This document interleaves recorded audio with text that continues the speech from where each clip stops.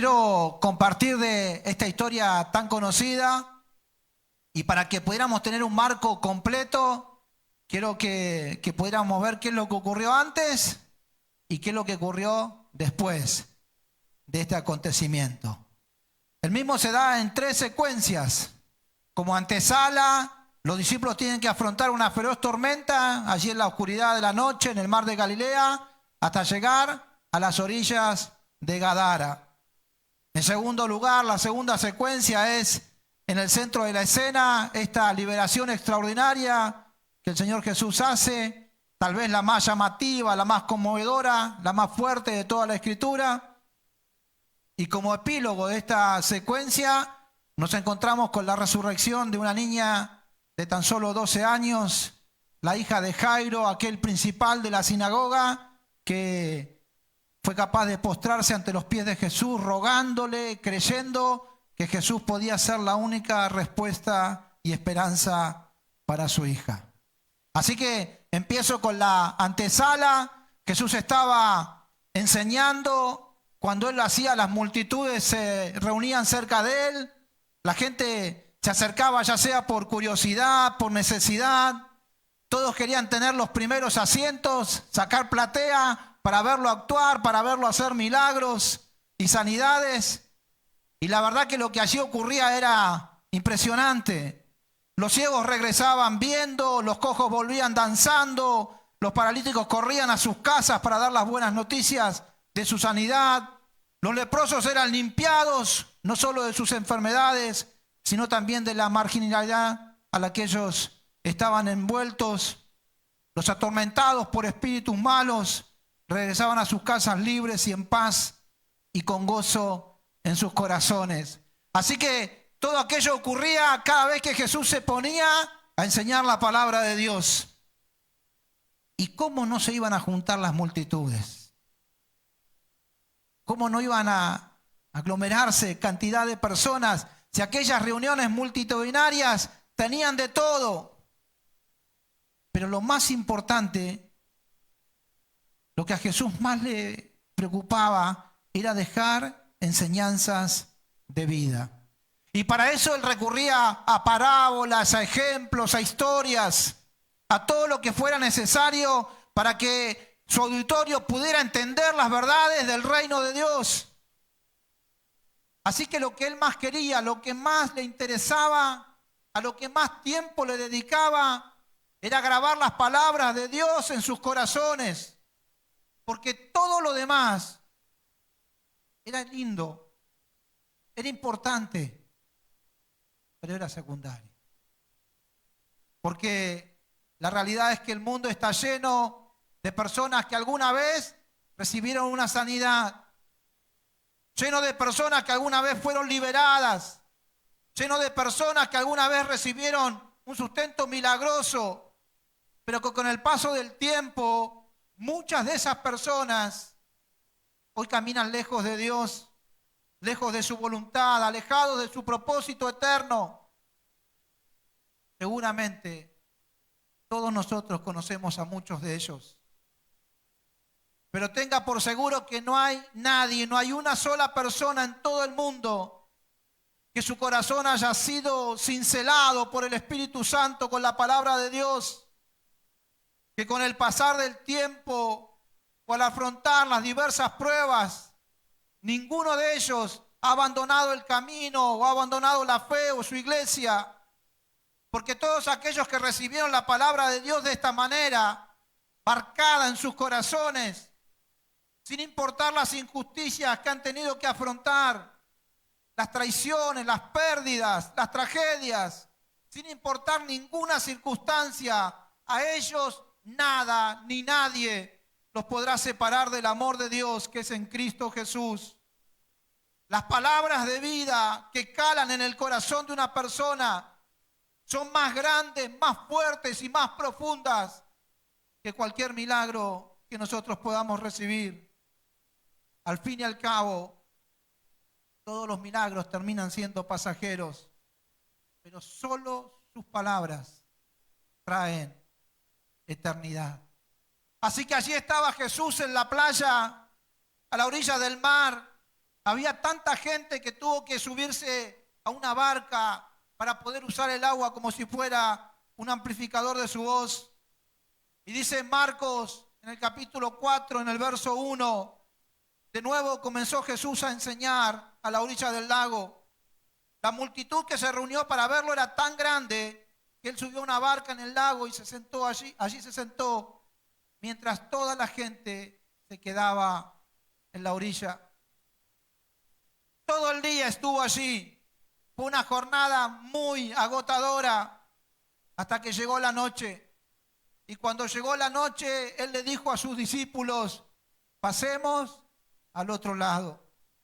La expresión que registró Marcos en su evangelio nos da un claro ejemplo de cómo se encontraba el maestro descansado. Dice Marcos 4:36, y despidiendo a la multitud, le tomaron como estaba en la barca. Y había también con él otras barcas. Y le tomaron como estaba, me da la impresión de que agarraron lo que quedaba del maestro y lo subieron a aquella barca porque él estaba totalmente cansado. Si usted conoce el relato, sabrá que el Señor se desplomó de sueño. No sé a cuántos les cuesta dormirse. Ya les he contado alguna vez que Mara no se duerme nunca y ve animalitos y cosas raras en la tele y yo apoyo la cabeza y me desmayo. Al rato me despierto con los codazos acá, estás roncando. El Señor se desplomó, se desmayó, cayó rendido por el cansancio. Estaba tan dormido, tan cansado, que la feroz tormenta no pudo despertarlo. Pero lo que sí lo despertó fue el miedo y la desesperación de sus discípulos. Porque sus gritos soplaban más fuerte que el viento. Sus lágrimas mojaban más que las olas que entraban en la barca. El miedo sacó lo más profundo de sus corazones. Bueno, en realidad la palabra dice que la abundancia del corazón habla la boca. Así que de ellos salieron gritos.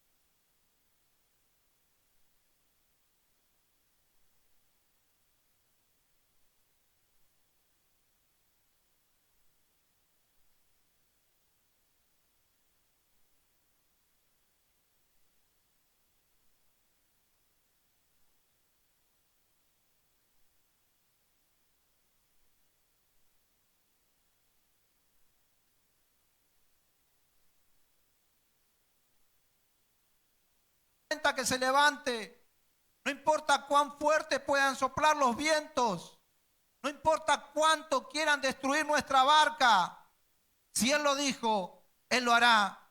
Si Dios te ha mostrado a dónde te llevará, no hay enfermedad, no hay crisis, no hay tragedia, no hay nada ni nadie que impida que Él te lleve a donde prometió llevarte.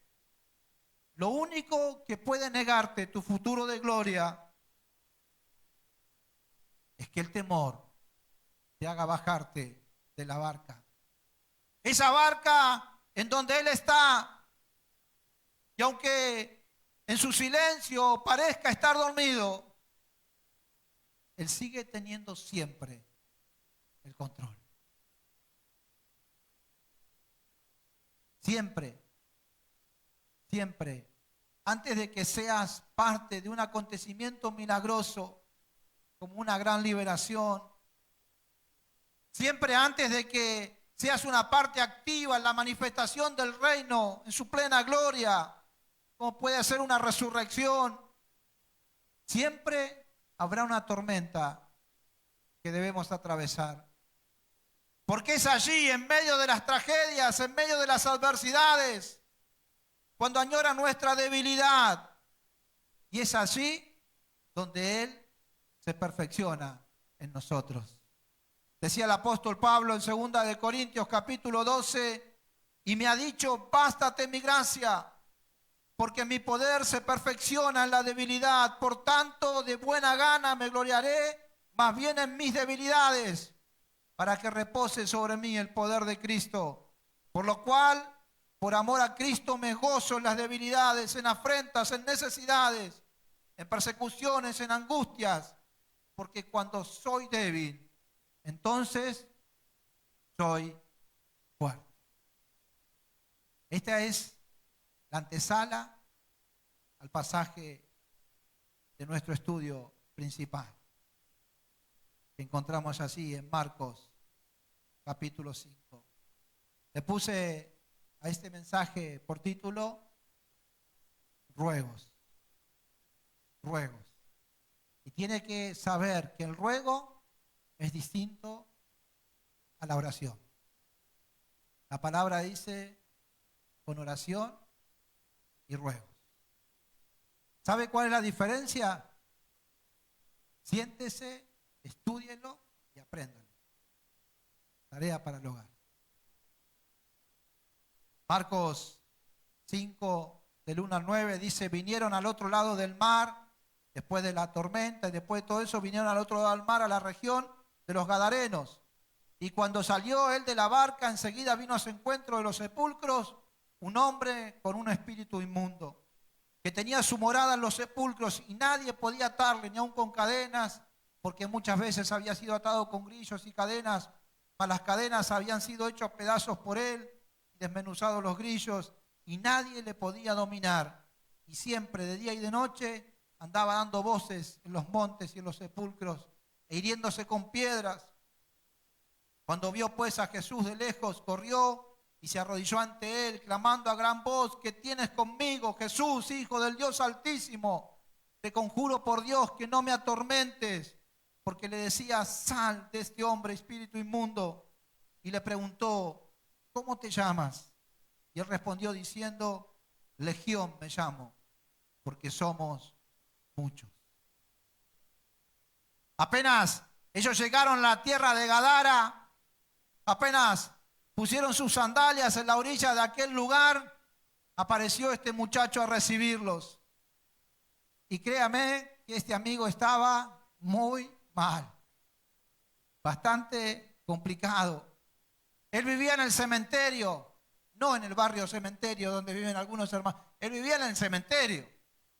Tenía su penthouse entre las tumbas, allí en medio de los sepulcros. Nadie podía controlarlo. Lo ataban con sogas, la rompían, lo ataban con cadenas, la rompían. Hasta los grilletes del Imperio Romano le ponían y todo lo despedazaba. Y andaba corriendo desnudo de un lado para otro, gritando, asustando a todos y lastimándose a sí mismo con piedras. Mire, yo no sé si alguno de los discípulos lo conocía, pero créame que allí en Gadara lo conocía todo el mundo. Era el personaje más famoso de la región. Y a pesar de que todos lo conocían, era aquel con el que nadie quería sacarse una foto. Aquel con el que nadie quería ser relacionado. Che, el endemoniado del cementerio, ¿ese no es primo tuyo? No, nada que ver. Es hijo de mi tía nada más, pero conmigo no, nada que ver. Nadie quería que lo relacionaran.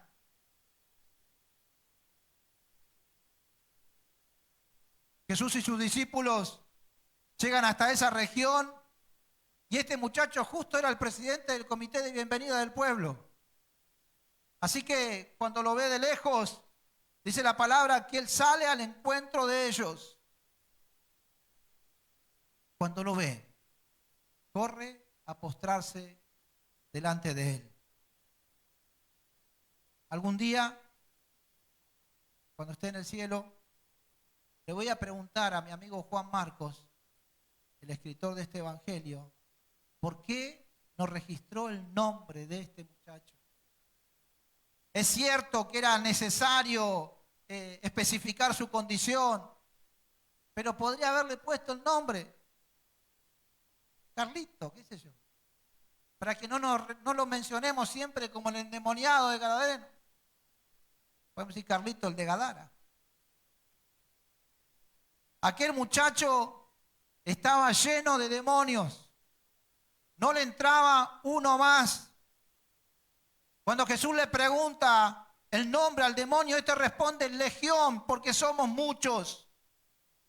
En el lenguaje de la época, una legión estaba compuesta por 6.000 soldados. Así que bien podríamos suponer que este hombre tenía dentro suyo 6.000 demonios. No le cabía un alfiler. Estaba completo. De hecho, creo que se había comprado un morral. ¿Vieron eso? Esas carteritas medias raras que usan los chicos de ahora, medias extrañas. Se había comprado una de esas para poner un par de bichos adentro, porque a él no le entraba uno más. Estaba al tope. A este muchacho no le faltaba nada, las tenía todas.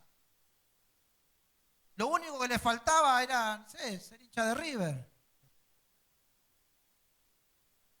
No, es un chiste porque estoy preocupado ahora que llegó Gallardo. Estamos orando por el muñeco para que vaya a la selección. No, quédese tranquilo porque era hincha de Deportivo Gadara, dicen los comentaristas. Piense por un momento si este muchacho se mudara al lado de su casa. Lindo vecino, ¿eh?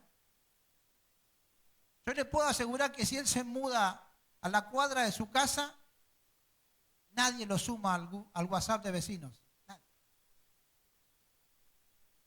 Le dicen, che, te toca ir a cobrarle la cuota de la alarma vecinal al vecino nuevo. No, la pago yo, la pago yo. Nadie quería saber nada con ese muchacho. Pero cuando Jesús llegó allí con sus discípulos, Él fue el único que fue a recibirlos. Yo no sé si alguno de los discípulos lo conocía, pero lo que sí estoy seguro es que Jesús sí sabía de Él. Jesús sí lo conocía. Él fue una de las razones por las cuales Jesús, junto con todos los discípulos, habían llegado hasta aquella región. Porque el Señor tenía un propósito con él. Y aquí comienza una secuencia de ruegos. 3 de ellos quiero que podamos ver. Y el primer ruego parte del mismo infierno. Fíjese qué cosa rara. Dice Marcos capítulo 5, verso 10 en adelante. Y le rogaba mucho que no los enviase fuera de aquella región. Estaba allí cerca del monte un gran hato de cerdos paciendo, y le rogaron todos los demonios diciendo, envíanos a los cerdos para que entremos en ellos. Luego Jesús les dio permiso, y saliendo aquellos espíritus inmundos entraron en los cerdos, los cuales eran como 2.000. Y el hato se precipitó en el mar por un despeñadero, y en el mar se ahogaron. Y los que apacentaban los cerdos huyeron y dieron aviso en la ciudad y en los campos. Y salieron a ver qué era aquello que había sucedido.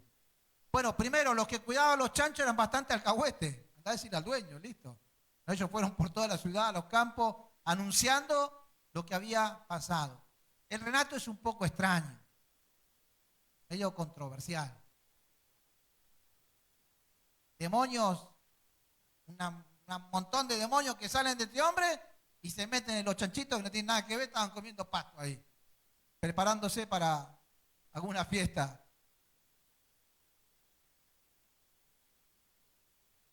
Y encima, los chanchos quedaban endemoniados y después se suicidan. Y alguna vez pensé, ¿qué culpa tienen los chanchitos? ¿Sabe que esto tiene que ver con la historia de esa región? Por el oficio que aquel pueblo practicaba en la cría de cerdos. Porque en ese momento, también hoy, el cerdo para el pueblo judío es un animal inmundo. Y en lo que tiene que ver con su fe, es un animal impuro.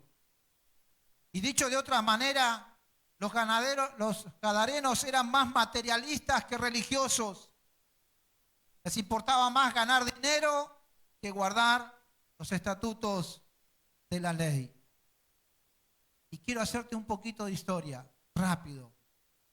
Cuando el pueblo de Dios vagaba por el desierto, caminaba hacia una tierra prometida, en el camino hay 2 tribus y media, la tribu de Rubén, la de Gad y media tribu de Manasés, que en un momento se pararon delante de Moisés y le dijeron, mira, nosotros la verdad estamos contentos acá en el desierto, no queremos quedar acá. No añoramos aquella tierra de que fluye la leche, el miel, no queremos quedar acá. ¿Podemos quedarnos acá? Moisés negocia con ellos. Cuando sus hermanos entraron a poseer la tierra, tenían que ir a pelear con ellos y después regresar. Y se quedan ellos en aquel lugar. Y renunciaron a una tierra que Dios les había prometido. Deciden renunciar a una tierra de abundancia que Dios tenía preparada para ellos.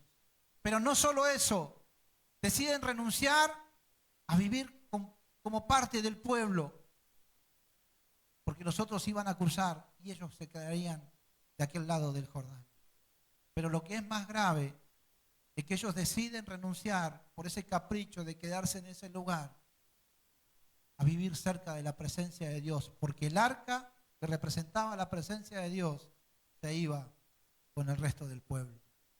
Muchos años más tarde, cuando Saúl y sus hijos mueren frente a los filisteos en el monte Gilboa, la criada del palacio toma al hijo de Jonatán, heredero al trono, y huye con el niño. Usted conoce la historia, se le cae, queda lisiado y se esconde en una región inhóspita, olvidada, árida. Nadie iba a ir a buscarlo allí. Bien memorioso de la palabra, ella se esconde con el niño en Lodebar. Esa misma tierra, en tiempos de Jesús, se llamaba Gadara. Una tierra que en algún momento fue de mucha productividad, pero con el tiempo pasó a ser una tierra de olvido. Pero lo que aquí quiero resaltar en este primer ruego es que el ruego parte del mismo infierno. Son los demonios los que les piden permiso al Hijo de Dios, sometiéndose a su autoridad. Y es Jesús el que dice sí o el que dice no. El infierno te puede atormentar, te puede confundir, puede enredarte la vida, pero nunca tiene la última palabra ni la autoridad total. Porque sigue siendo siempre nuestro Señor el que decide las cosas. Y cuando Jesús aparece, cuando Jesús se cruza en nuestro camino, cuando nosotros le conocemos, vamos a aprender que el infierno existe, que es perverso, que es destructivo, pero que el mismo infierno tiene que sujetarse a la autoridad del cielo. Cuando Jesús está con nosotros, créame, no hay infierno que valga. El segundo ruego, el primero es el del infierno, el segundo ruego es el de la ciudad. Dice del verso 15 al 17, vienen a Jesús y ven al que había sido atormentado del demonio y que había tenido la legión sentado, vestido y en su juicio cabal, y tuvieron miedo. Y les contaron los que lo habían visto, cómo le había acontecido al que había tenido el demonio y lo de los cerdos, y comenzaron a rogarle que se fuera de sus contornos. Este segundo ruego es el que a mí más me parte el corazón, más me entristece, porque Gadara era tierra de Israel. Ellos eran parte del pueblo de Dios, abrazaban la esperanza del Mesías. o al menos debían haber tenido esa esperanza. Ellos habían sido elegidos por Dios para heredar una tierra de abundancia y desde allí ser luz a todas las naciones. Pero su lejanía de Dios, su lejanía de su presencia, el abandono de sus principios, de sus valores, su equivocada elección de vida, les había robado la sensibilidad espiritual, les había creado callos en el corazón, piel muerta sobre piel muerta, y ellos dejaron de sentir. No podían ver ni disfrutar lo que Dios estaba haciendo en su propia tierra y con uno de los suyos. El endemoniado del cementerio, el terror del pueblo, había tenido un encuentro con el Hijo de Dios y su vida había sido transformada. Jesús con toda autoridad había echado todos los demonios que atormentaban a ese muchacho y en un instante aquella persona quedó totalmente restaurada. Y al llegar sus vecinos, los ciudadanos del pueblo, lo encuentran sentado a los pies del Maestro, vestido y en su juicio cabal. Sentado. ¿Qué tendrá importante que esté sentado a los pies del Maestro? Mucho. Porque aquel que corría entre los sepulcros de un lado para otro, aquel que corría por la vida sin rumbo, perdido, ahora estaba a los pies de Jesús. ¿Y sabe qué representa esto?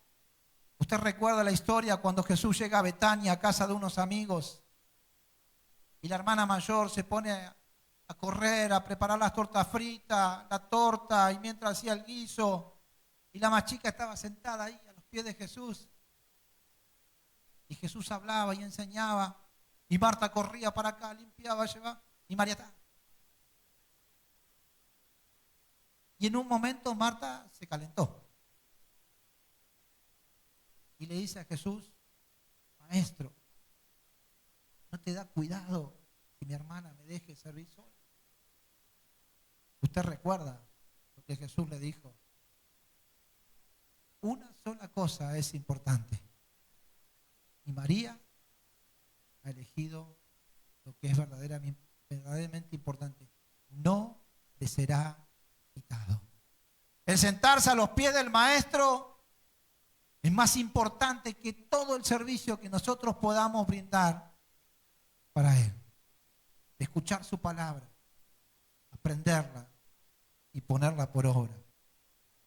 No aplica para el domingo que viene todos los que tienen que venir a limpiar a la iglesia. ¿Cuántos van a venir a limpiar el domingo? Porque las últimas veces quiero decirle que Elena está con Ana Laura, con Valen y al Tata, pobre que lo traen ahí.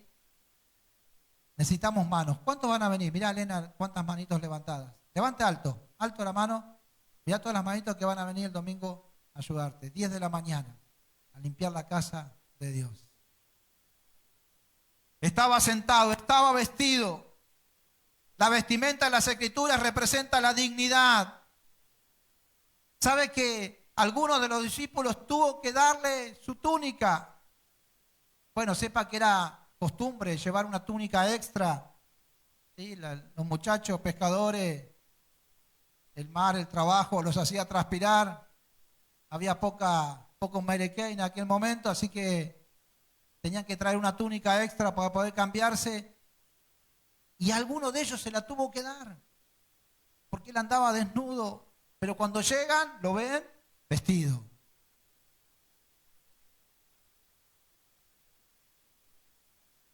¿Quién piensa usted que le dio la túnica? De los discípulos de Jesús. ¿Quién se imagina? Tiene que imaginarse cosas. Total, no están en el relato, vale que se imagine. Primero, clavado, Judas ni loco. Dice, no, me la gasta, después no la puedo vender. Tomás tampoco. Dice, no confío que me la cuide. Así que de los otros, ¿quién piensa que le dio la túnica? ¿Y por qué? Pedro, a ver, Juan, ¿por qué? ¿Sabe quién le dio la mejor túnica? ¿Sabe quién le dio la túnica? El que tenía la mejor. No la que había comprado en la feria, aquella túnica Nike, Reebok. Mateo dice. ¿Y sabe por qué se lo digo con certeza? ¿Sabe por qué? Porque la parábola del hijo pródigo, Lucas 15, dice el Señor Jesús en el verso 22, que cuando el hijo pródigo vuelve, el padre dice, sacad el mejor vestido.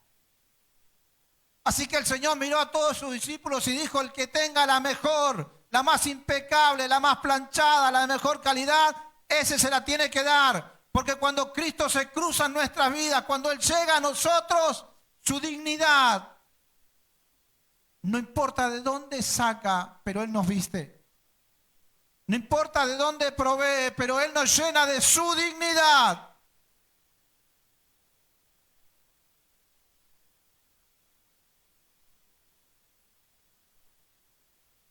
Y cuando Él llega a nosotros, no hay manera de vernos sucios ni indignos. Tenemos vaso y yo.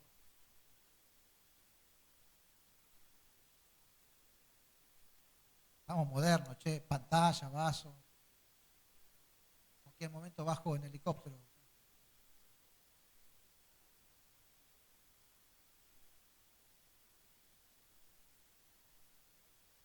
Así que nuestro amigo que no sabemos el nombre, vamos a llamar el ex demonio, no sé cómo llamarle.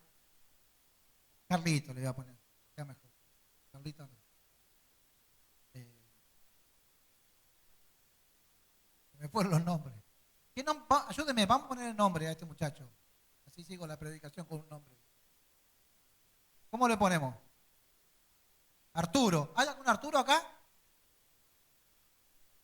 Había, no importa si había. ¿Hay un Arturo acá, no? Listo, le ponemos Arturo. Arturo de Gadara. Cuando llega la gente, lo encuentra Arturo, estaba sentado, estaba vestido con la túnica Nike de Mateo, según Valeria. Y dice la palabra que estaba en su juicio cabal. Porque cuando Cristo se cruza en nuestras vidas, todo en nosotros tiene que ser transformado y ordenado. Y también nuestra mente y nuestros pensamientos. Dice 2 de Corintios capítulo 3, verso 14, pero la mente de ellos se endureció y hasta el día de hoy, cada vez que se lee el antiguo pacto, el mismo velo les cubre la mente para que no puedan entender la verdad. Este velo puede quitarse solamente al creer en Cristo. Y más adelante dice, si la buena noticia que predicamos está escondida detrás de un velo, solo está oculta de la gente que se pierde. Satanás, quien es el Dios de este mundo, ha cegado la mente de los que no creen. Son incapaces de ver la gloriosa luz de la buena noticia. No entienden este mensaje acerca de la gloria de Cristo, que es la imagen exacta de Dios. Porque sin Cristo, nuestra mente está cegada. Tenemos una venda en nuestros ojos y principalmente en nuestro corazón. Y créame que no es necesario vivir en medio del cementerio para estar totalmente perdido. Así que, bueno, de pronto aquel que aterrorizaba a todos, ahora estaba allí sentado, vestido, lúcido. ¡Qué alegría más grande! Tremendo. El intendente de Gadara dijo, hay que hacer una fiesta. Rescaten a los chanchos que se ahogaron y hagamos una parrillada. Hay que celebrar. Los del barrio lo sumaron al grupo de WhatsApp de vecinos enseguida. La gente comenzó a preguntarse, ¿será este el hijo de David? Otros decían, ¿serán ciertas todas las noticias que escuchamos acerca del carpintero de Nazaret? ¿Será cierto que finalmente este será el Mesías? Y la gente daba gloria a Dios y celebraban y hacían fiesta. El intendente dice, vamos a darle las llaves de la ciudad a Jesús, vamos a pedirle que se quede con nosotros para siempre, lo vamos a nombrar ciudadano ilustre. Nada de todo eso ocurrió. Muy triste. Pero la gente cuando llegó y lo vio a Arturo ahí sentadito, dice la palabra que tuvo miedo. Antes había que tenerle miedo. Ahora hasta le podías pedir plata.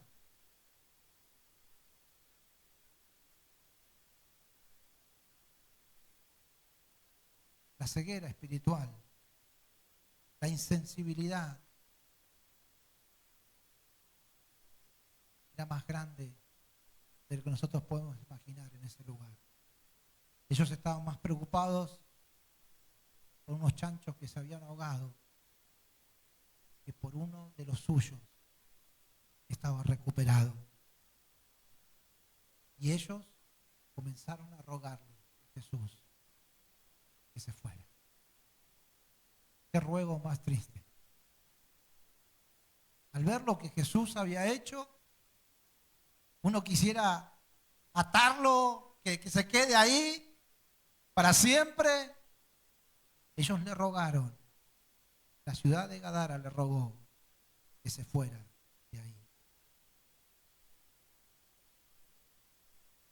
El Señor nos ama, nos perdona, nos busca, viene. Pero cuando nosotros lo rechazamos y le pedimos que se vaya, finalmente se termina yendo. ¿Sabe que busqué detalladamente y no encontré ninguna mención a que el Señor Jesús regresara a esa tierra? Y la región de Gadara nunca más vuelve a ser mencionada en la Biblia. A veces el miedo a los cambios que Dios produce, aunque sean tan buenos, tan asombrosos, producen rechazo en algunos, en nuestra familia. No pueden entendernos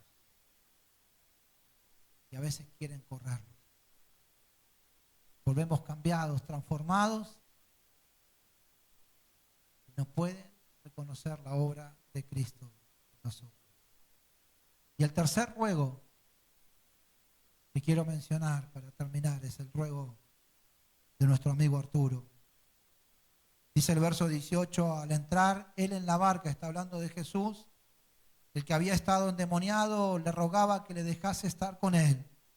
Mas Jesús no se lo permitió, sino que le dijo, vete a tu casa, a los tuyos, y cuéntales cuán grandes cosas el Señor ha hecho contigo, y cómo ha tenido misericordia de ti. Y se fue, y comenzó a publicar en Decápolis cuán grandes cosas había hecho Jesús con él, y todos se maravillaban. Este tercer ruego es el ruego de la pasión, del agradecimiento. Arturo había perdido mucho tiempo con su familia, lejos de ellos. No estaba en la foto de los últimos acontecimientos familiares. Se perdió cumpleaños, Pascuas, fiesta de la enramada, los tabernáculos, todo se perdió. Y una vez recuperado, antes de salir corriendo a ver a su familia, él pide estar con Jesús. Su corazón estaba entregado a él. Ni bien Jesús puso los pies en la barca, Arturo le dice, Señor, quiero ir con vos. Se iba subiendo a la barquita enseguida. Y Jesús le dice, no. Él le dice, déjame, quiero estar donde vos estás, quiero aprender lo que vos decís. Quiero escuchar todo lo que tenés para enseñar. Quiero estar contigo. Yo me imagino que le habrá dicho, mira, aunque sea, quiero ser un suplente de tus discípulos. Por si a alguno se le ocurre negarte en el cantar de un gallo, o algún otro por ahí te quiere vender por algunas monedas, o quizás otro no quiera creer en vos, en tu resurrección. Yo quiero estar ahí entro cuando se baja alguno. O de última somos 13. ¿O vos crees en la mala suerte, Jesús? El Señor le dice, no. tenés que ir a tu casa. Tenés que contarle a los tuyos que Dios ha tenido misericordia con tu vida.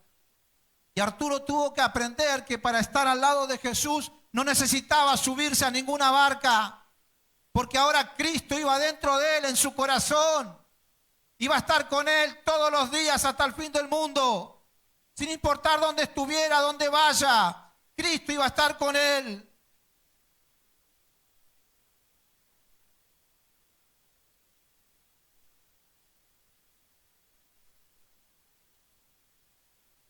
Tres ruegos en una misma historia. Tenía que acordarme. Bueno, lo continúo la parte 2. Venga el domingo que viene. Termino acá. Tres ruegos. Me faltó toda la parte de la resurrección, así que venga el domingo que viene. Tres ruegos. El del infierno, que se somete a la autoridad del cielo. El de una ciudad que le pide a Jesús que se vaya. Y el de alguien agradecido que quiere estar con él todo el tiempo. ¿Por dónde va nuestra vida? ¿Cuáles son tus ruegos? ¿Qué le pedís a Dios en este último tiempo? Cerra tus ojos, por favor. Vamos a orar.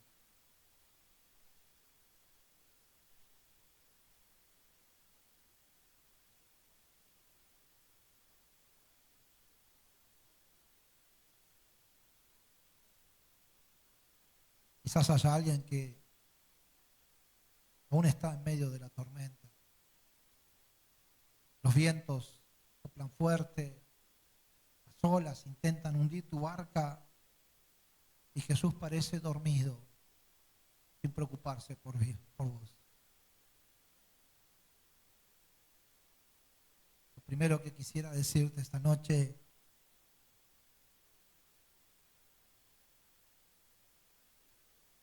acrecienta tu fe. Porque si Él te dijo que ibas a pasar al otro lado, tené la certeza de que llegarán. No va a haber tormenta, ni viento que detenga tu barca. Porque Él está ahí. Parece dormido, en silencio. Jesús está ahí.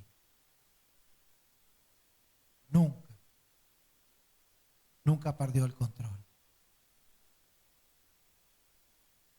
Quizás alguno está en su etapa de la vida en la que ruega. ¿Cuáles son tus ruegos? Necesitamos someternos a la autoridad del cielo. Necesitamos tener un corazón totalmente distinto al de los gadarenos.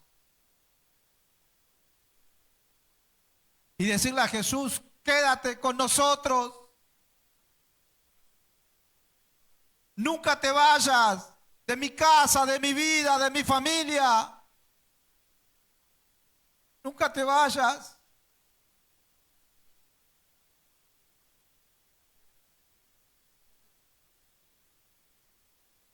Quizás alguno está rogándole a Jesús: Señor, quiero hacer cosas. Quiero estar con vos, quiero estar en la barca.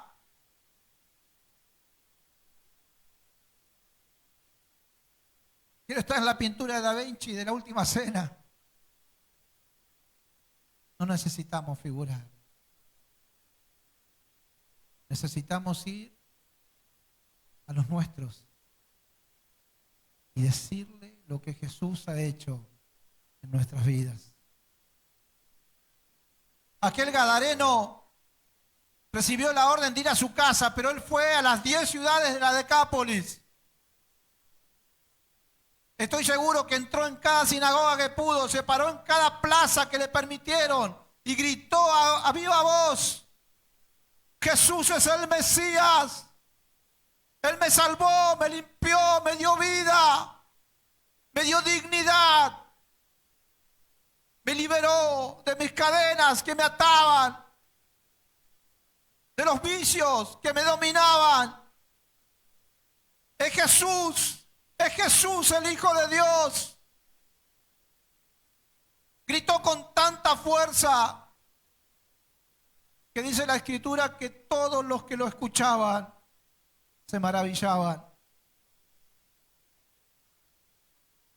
Somos profetas de este tiempo, elegidos por Dios desde antes que fuéramos formados en el vientre de nuestra madre, llamados para ser anunciadores de su mensaje de salvación. ¿Por dónde va tu vida?